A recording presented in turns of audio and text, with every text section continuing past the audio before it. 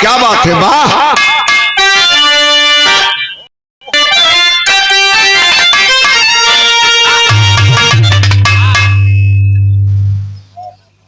आइए एक लाइन मजहब की कव्वाली है, कैसे माली?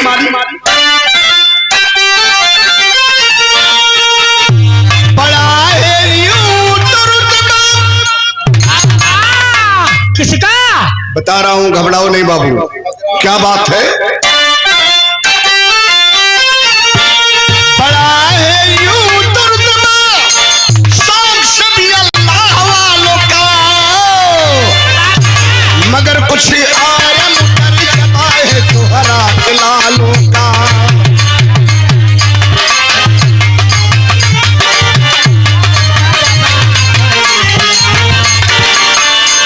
अल्लाह मौला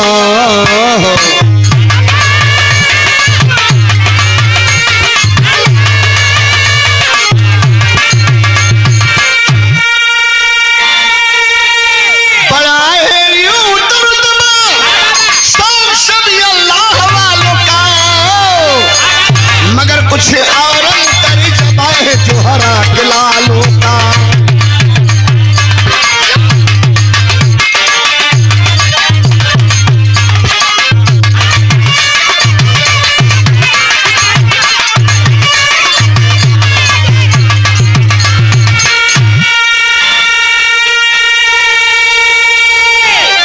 लाइन ही बतावत है कि जवानी एक बार आवेली। अरे वाह। एक बार जवानी जब आवेले बाबू तो हल्ला मचावत आवेली। अरे वाह। चोखरत चढ़ाईले। अरे वाह। जवानी और ही कह के चढ़ेले। ए भे जवानी खाल नहीं देखा, यह बात बढ़िया बतौला। जवानी खाल ना देखले और ही कह के ना चढ़ा तो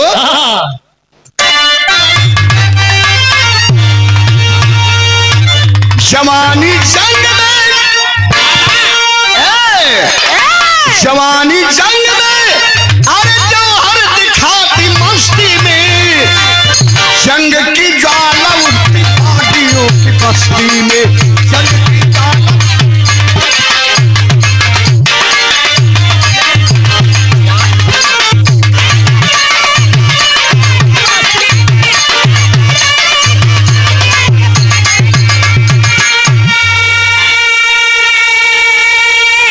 जवानी का लहरा रहल, होली का दिन रहल। अरे ये भैया कादी गढ़गौरा से 10 पट्ठा लेके वीर लोरी जो न मालूम है क्या चलन कहाँ कुछ महापुर होली खेले। रानी सनवा जब देखलस तो कलस की गजब का मुसर चंड हुए सो। एक वीर बतौलस के देखा तने ऊपरा देखा, ऊपर से रानी चरवा देखा तो भर के पिचकारी लोरी जब मरला है देविया रंग जब पड़ल तो कलश की बड़का वीर हुआ, बड़का होली खेले वाला हुआ। तो अरे में जवानी के अगर पानी हरे जाऊं तो ऐसे ना खिलाई, हमको लेके चला, हमके लेके कहीं निकल चला, तैयार है जीवन भर होली खेला। लेकिन कभी लिखत हो का बल तनी हई देखे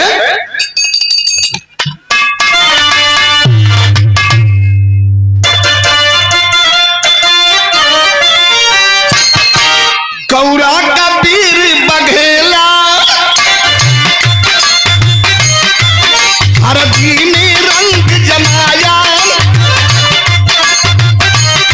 नेउरापुर से सिरसापुर अरे लोहा जीत के आया।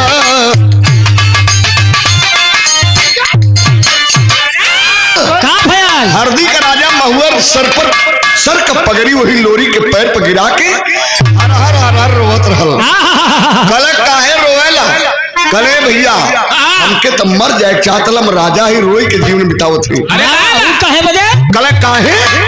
कले आज के 3 दिन पहले हमारे गर्दन पर तेगा रख के मार खाती दुश्मन राजा हरेवा हमार 1600 पट्ठा बेड़ के ले गल छोड़ाई के लिया दे बाप तो हरदी नगरी का आधा राजपाट दे दे। अरे कल राजपाट रखा है मार दुल्हन चनवा है एक जगह दे दा, जब तक छोड़ा के नहीं लई तब तक एक कौन व्यवस्था में कमी हुए के ना चाहिए। ये भैया गैलन राजा हरेवा के मार के 1600 पट्ठा छोड़ा के जब लेके अइलन हाँ तो हरदी नगरी में यदुवंश के हंस वीर लोरी के आरती उतरे लगल। अरे हाँ 1600 सुहागिन आरती उतारते हाँ। क्यमन के सिंदूर के आज यदुवंश के हंस वीर लोरी के सिंदूर के वापस कर दिलन। अरे वाह तो आरती उतारे में का बल मास्टर तनी ई देखत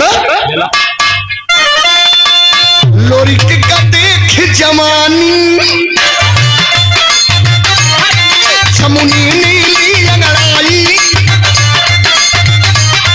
अफे का मोहनी मंत्र साधु का चाल बिछाई।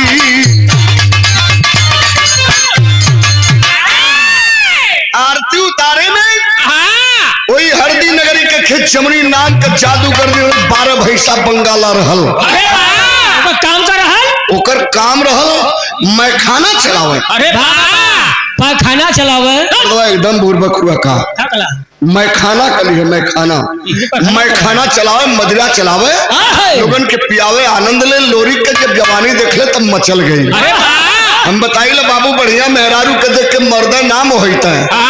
बढ़िया मर्दन के मेहरारू देखले तो कहले कि हाँ तो करिए लेकिन दांत का ट्यूबलाइट या चमकाला भाई ये बात 3 बजे सही करे है और पे कर बड़ी खूबसूरत बात करे कन्हैया खड़ी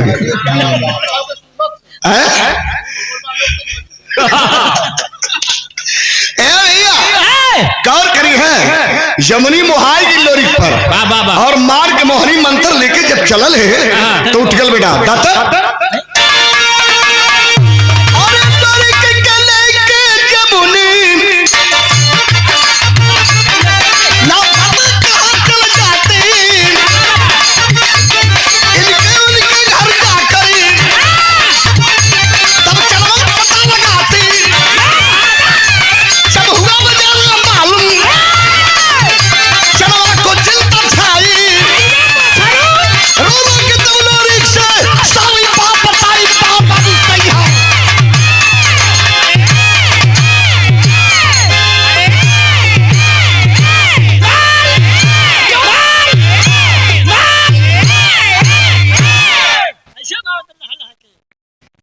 अरे बाबा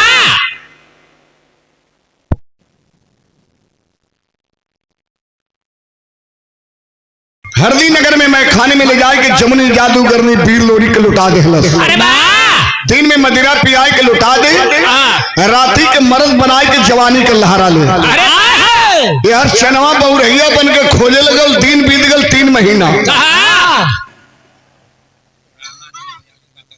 पता ना चलल। एक रोज पता लगा जादूगरनी जमुनी जन बाय लोरी की मैं खाने के अंदर छिपौले है तो जाए कोई घर के इर्द गिर्द घूमत रहल संजोग रहल कि 2 दिन के बाद एक दिन निकलना भोर के बेला में जाए के जौन बात शनवा लोरी के कलाई पकड़ ले कलकार जाऊ कार जाऊ हाथ ऐसे न मिलाव कलकार जाऊ आवाज चला सौतिया हमसे नीचे का हवा राजा हवा हम तो के ना कहते लोरी कैसे कलर कौन है कलर रजाऊ हम चनावा है चनावा भुला गया चनवा धीरे धीरे अपने डेरा और ले जाए लगल और रो रो के कहे लगल तर्ज बड़ी में जोर लगे मास्टर कौन की बात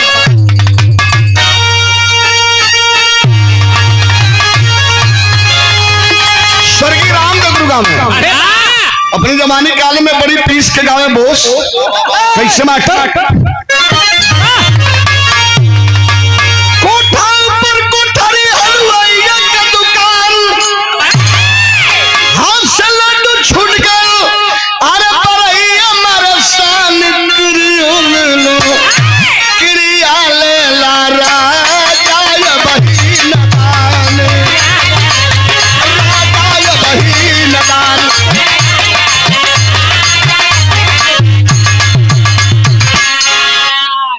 कट हो गल एक नई चीज आ गई कौन दुल्हन चल गई विश्वनाथ जी के दर्शन करे बनारस ओकर सामान चोरी हो गए। अरे बाबा अभी ये सामान के हो गई श्रृंगार का हो, श्रृंगार का सामान चोरी हो गए। तो गाँव देहात में के बतावत रहा कल जइया जमात वहाँ का सिपाही दो गलवा कुल चोर हुआ। सिपाही चोर हम ना कथे दुल्हनिया कहे। अच्छा क्या कहे मास्टर?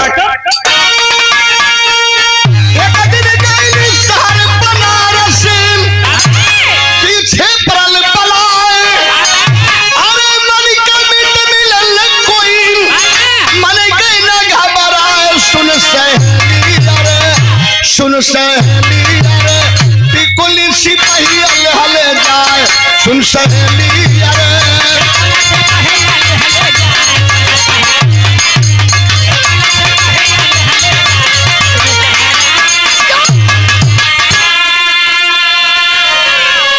चनवा रोए वीर लोरिक से कहे का कहे रजऊ दंडात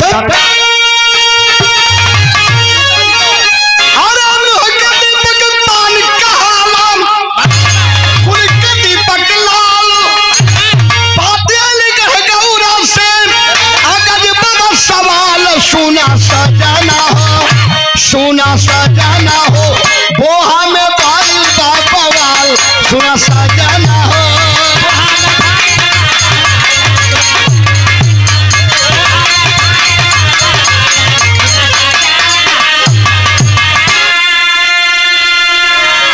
लोरी तरह नशा में कला रे हमरे भैया संवरू के जेते कोने के माई बाघिन बन के बाघ बियाई जौन बोहा में बवाल करी रे कला दादा का बात कहिला वो है बतिया बताओ थी। सुना ये लोरी कहिला मोहाय देख के कहे कि कहिला मोहाय देख के वह जमुनी का चूड़िया आ कटलस देवसिया दादा सवरू का चूड़िया कटलस देवसिया दादा।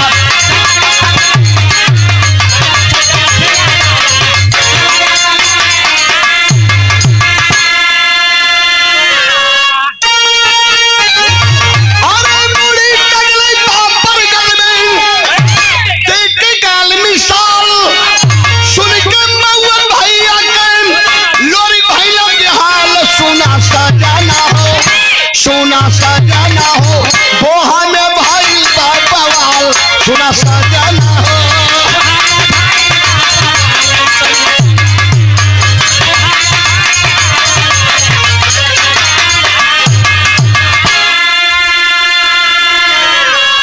कहना लोरी तू जल्दी कैसे कि दादा सौरू का मूड़ी काट के देवसिया ले गल पिपरी गढ़ में कल जाने के बाद किला तो भगवान है ना कल कतई नहीं अंदर गई इतना सा चिट्ठी ले आई के लोरी के सामने धैर ला कल पढ़ला सारी हकीकत आपके पता चल जाई कि सच्चाई का है।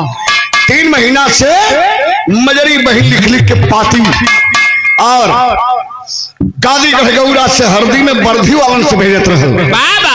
कल अच्छा ए भैया एक खेत पाती निकाल कर लोरी जब पढ़े लगल हो तब पतिया के बतिया लोरी के छतिये छेदे लगल मजरी लिखले रहा का वो पाती लिखल बाबू गीत बदल गई। कौन गीत बाप?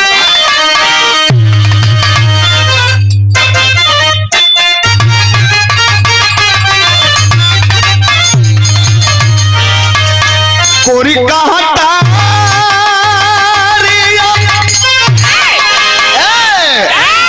कोरी कहा तारिया ससुरिया जमावली आया मेरी तनावली जोरनवा राधा कांधा मन मोह।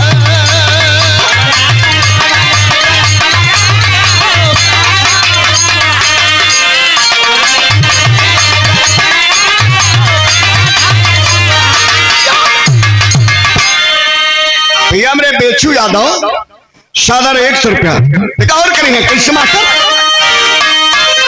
आप लइका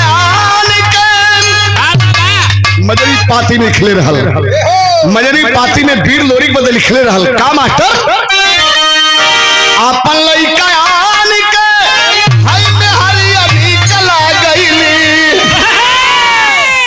क्या गई नहीं कभी घर गई हो का बोल रहा भैया आप लड़का आपन लड़का दूसरे के मेहर सबके निक लगैली। अच्छा भैया ई नहीं जानता तू? नहीं जानती यार। माला गा बजा के गैला दुआरे पर नाती पोता खेलत हो, लड़का खेलत हो, तब फट से गोदी में उठा लेबा। कितो धूरी में रही है, माटी में रही है, नाक पोटा बहल है, तब उठा खिलावे लगबा। बाबू हुआ, भैया हुआ, बाबू हुआ, भैया हुआ, हम करेजा हुआ, हम टुकड़ा हुआ, नहीं पकड़िए उनके माथा खराब है, कहानी खत्म है। ए भैया आ कहीं दूसरे का बेहर जाते तो लोग देखे थे क्या है, हाय हाय हाय क्या माल है देखा। भले आगे से दांतों का टूटल हो, लेकिन देखिए तो इनके खाली माल लौकी। अपन लइका आन के अरे में हरियाली कला गईली, कामे नहीं आई है बुढ़ैया सैया हो, बोहा हो गई है बिरानी।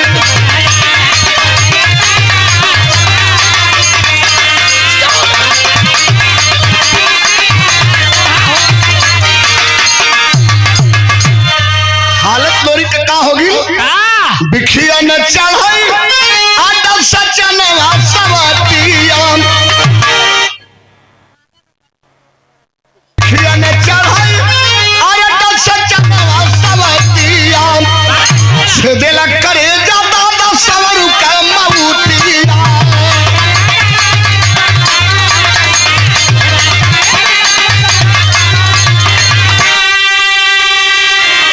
कैया हकले गईले कसैया सैया हो, गोहा हो गईले बिरानी। अरे भैया जब इतनी बात पाती में लोरी पढ़ले तब तक जौन भाव जागल जवानी यही रेख है, और जब जागल जवानी जब बिरहा पर्दा चढ़ल बेटा अब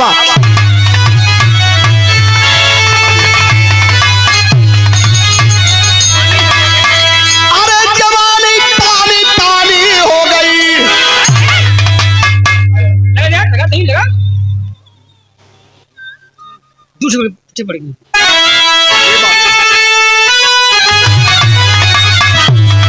अरे जवानी पानी पानी हो गई, साला बिरह बेदना धीमा पड़ा रवानी, अरे रवानी, अरे रवानी।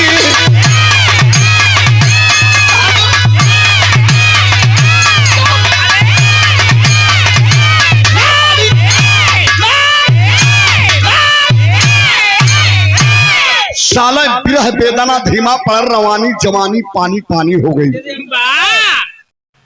तुरंत याद करने मगरा घोड़ा माई दुर्गा के तब बिरहा में दुलाइन चनैनी लगल बेटा। आओ तो राम राम राम राम राम राम राम कहल तक करबे आपन हिरवा पर जल बात मान। अरे मंगरा फन कर रहल भाईया,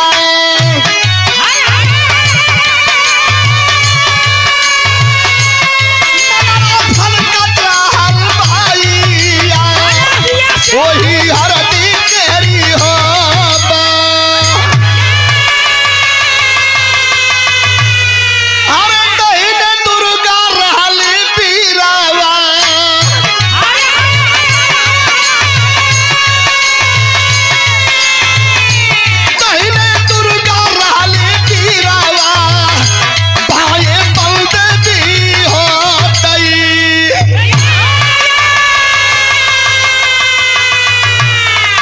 दहिने भुजा पर दुर्गा सवार भैली, बाएं भुजा पर बन देवी बन शक्ति तैयार भैली। लगल जब मंगरा घोड़ा के एड़ा तो जब उड़े के तैयारी भैल तो मालूम है दुर्गा के लोरी का कहले, कहो भगवती बोहा वीरान हो गल, गैया हाथ के दुश्मन ले गल, दादा सौरू का मूड़ी काट दिल, तू रहलू कहाँ जौन हमसे ना बतौलू। तब दुर्गा कली के बचवा कह दे तो करेजा फाड़ जाई, कले कह का देबू, तू दिनवे भुलाई गईलू, हम वह लोरी खई पियासल हलू, तब पनिया मंगले रहलू देविया।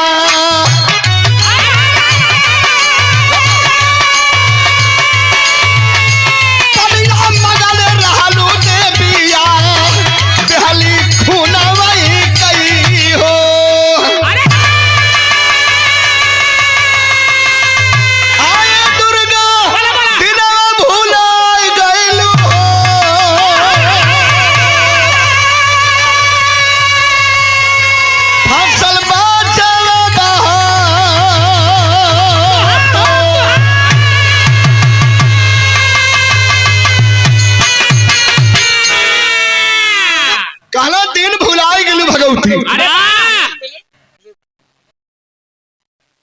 लगल एड़ा जब मंगरा घोड़ा के पीर लोरी के ता एड़ा लगल तो हिनहिनाई के मंगरा जब चलल हो तब बात लिखल गई कैसे मास्टर अब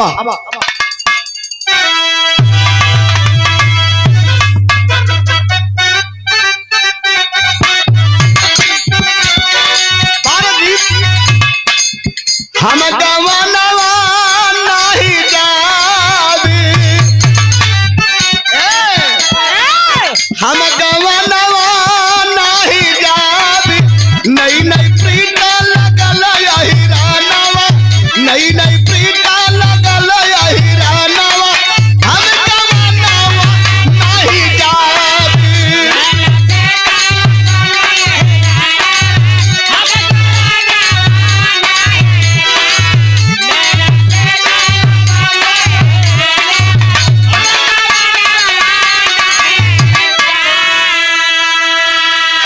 राम सिंह इंटरटेनमेंट चैनल के हेड ऑफ डिपार्टमेंट तुलसी आश्रम से भैया मेरे राम सिंह यादव और हमारे आदर्श हैं सुंदर पहाड़ सुंदर सफा सादर 200 रुपए का आशीर्वाद देके भैया स्वागत कैले ने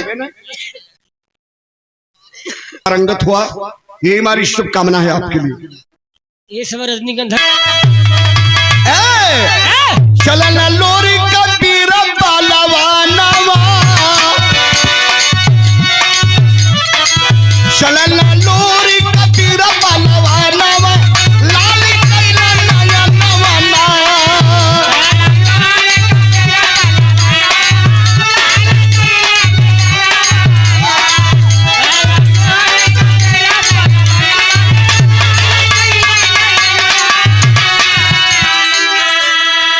श्रीमान जब बंदे भी तैयार रहनी मंगला घोड़ा पर सवार होकर जब एड़ा लगो तब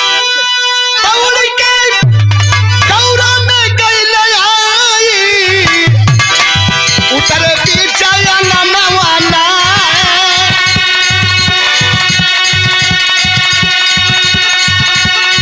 उतरे पीछा नवाना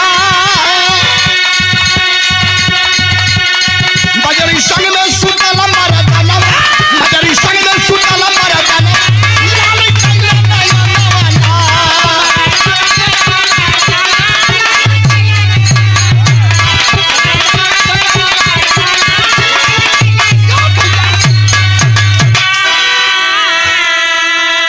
श्रीमान राम नारायण मौर्य पौनी से मौर्य वंश तो कहा देखल वही बीच आंगन में मजरी एक चारपाई डाल के कोनो मर्द के लेके सुतल हो कला है देखा हम चल गली तनी हरदी में भैया ना रहले तई मजरी हर जाई हो गई का भल मास्टर का कहले आखिर से बरस पानी हर जाई जननवाना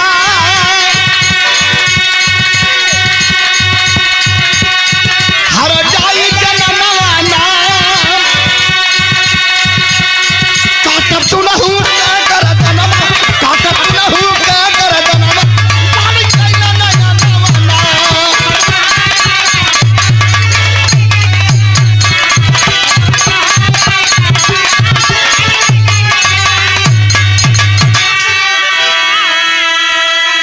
गुस्सा में लाल यदवंश का हंस वीर लोरी निकाल के बिजुलिया खार तलवार कहला ऐसा हर जाई मेहरारू से बढ़िया है कि बे मेहरारुए के रहा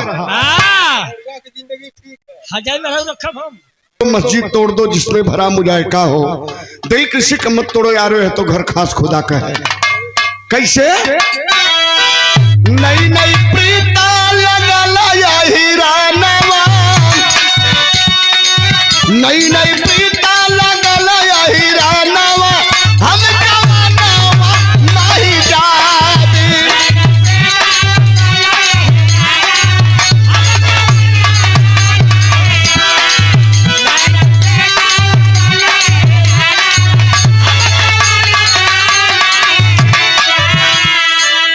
बाबूजी नई नई प्रीता लगल यही रानवा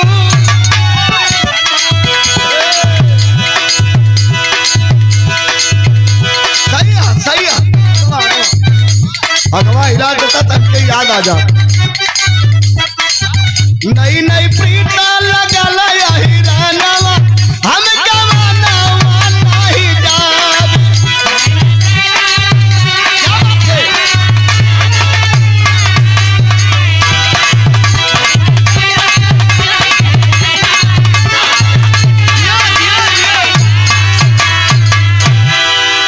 ये क्वालिटी है।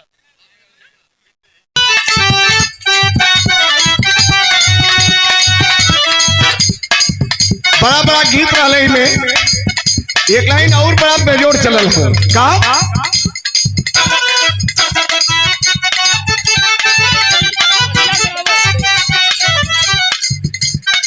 सैया बेदर्दी कटिया करावे हमसे डोवावे ला बोझा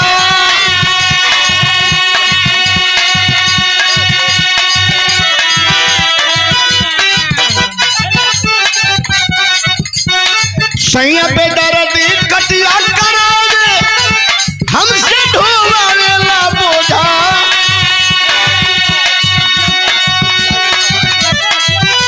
रतिया के सजिया पर जाऊ कहला आवरनिया सोहा सैया माने नाही कहनवा होला साल साल ललनवा चारा उतरल जालना होला साल साल ललनवा चारा उतरल जालना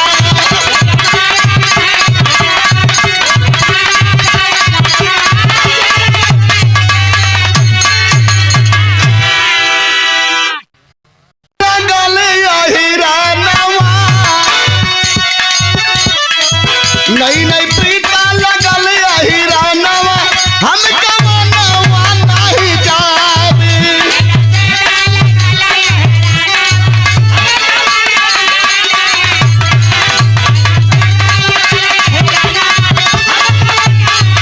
जियो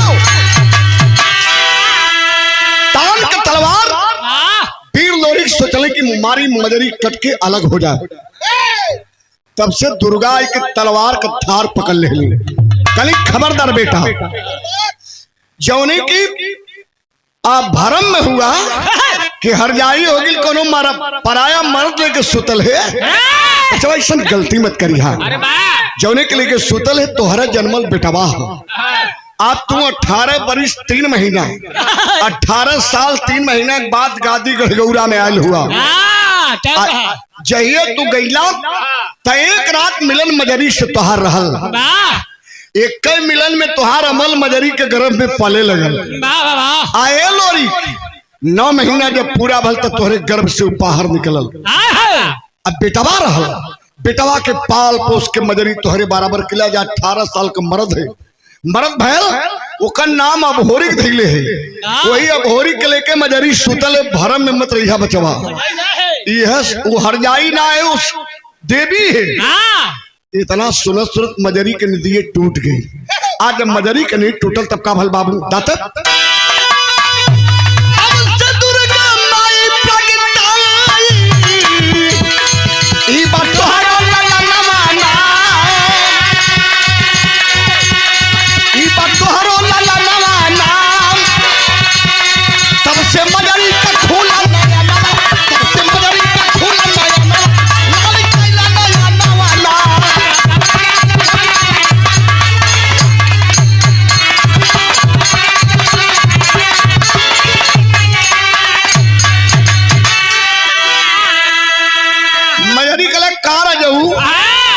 अगला 18 बरिस के बाद हमके काटे जात हुआ हम हरजाई है और हम से महोदय जी की ओर से सुंदर पुष्पहार 100 रुपए का आशीर्वाद प्रदान कल गए शरण में आपके नमन प्रणाम डॉक्टर साहब के भूषण भैया के हमारे प्रणाम बात हम लोग के बड़े भाई हैं अवलाल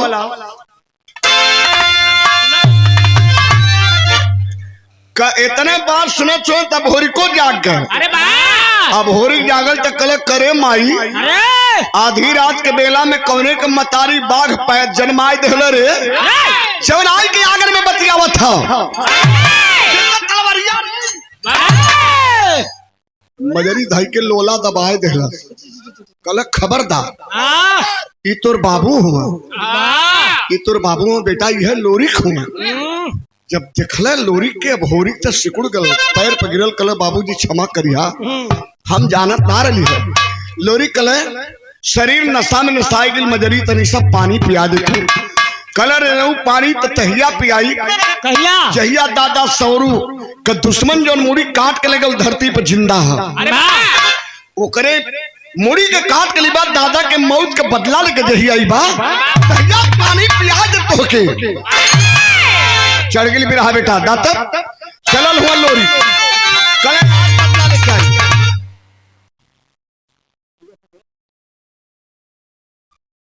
में आज जब ललकर रहे तब देवसिया निकलल दोनों वीर आमने सामने जब भइले बिरहा चढ़ गई बेटा दे तब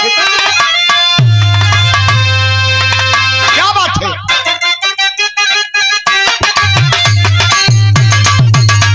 खट खट के जवाब बाजै हो रानामा में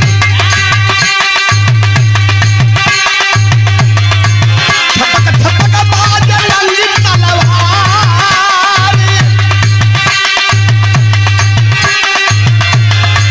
कट कट मुड़िया गिरला धरती पर लोरी के मुहमा से निकलना बता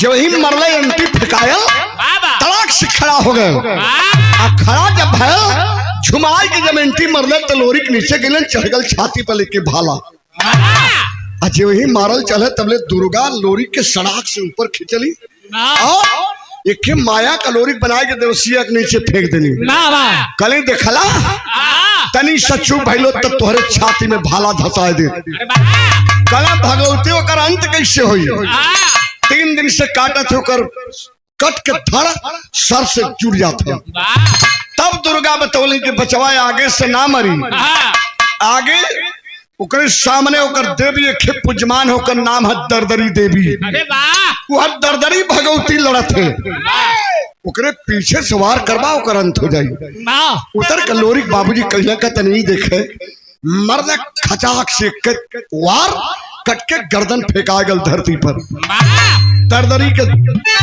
कलेजा फाटे लगल करे बाप रे बाप ये हमरे पीछे से कैसे वार कर दिलस बढ़ल बेटा अब अपने भैया के बदला चुकाया बिरवा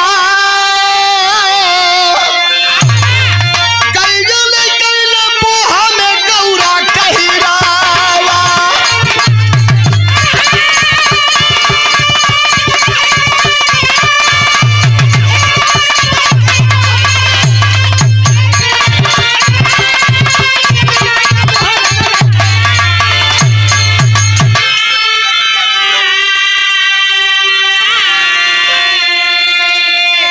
भैया हमार श्रीमान बाबू अजय सिंह यादव सेक्टर 2 के जिला पंचायत पद के शानदार भावी प्रत्याशी पद के शानदार उम्मीदवार हैं और माता रानी सदगुरु भगवान करें कि आपकी मनोकामना पूर्ण हो और के देवसिया कमुड़ी डोरी भाई पिपरीगढ़ में गहले कोई पिपरा में लटकाई बोहा वाली गैया दादा सोनू को लेके पिपरीगढ़ से जब बोहा में गैया पसर के चरे लगली वही जे भाई गए वही बोहा में गादी गढ़गौरा के बोहा में नदी बहले जो नदी के नाम पर टौस नदी। वही नदी के किनारे चंदन चिता लगाए के दादा सौरू को सर रख के जलाए के आखिरी दाह संस्कार कैले। जैसे आज रामोद बाबू राम आश्रय भैया अपने पिताजी के 13वीं संस्कार मना रहे हुए, ठीक वही प्रकार से वीर लोरी जौन हो वही गादी गढ़गौरा के धरती पर दादा सौरू के 13वीं संस्कार बड़ा हर्षोल्लास के साथ मनौलन, बड़ा अफसोस जाहिर किए। कैसे मास्टर?